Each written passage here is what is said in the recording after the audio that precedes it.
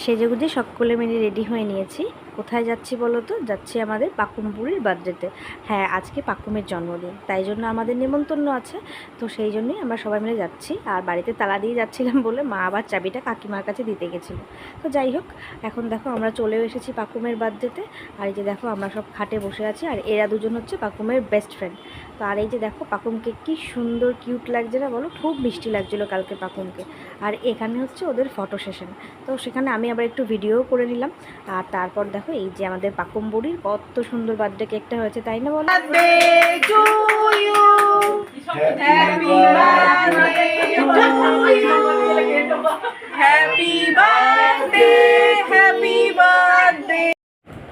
তো cake cutting, cake খাওয়া দাওয়া আর খেলাধুলো সব মিলিয়ে খুব আনন্দ মজা করেছে ওরা।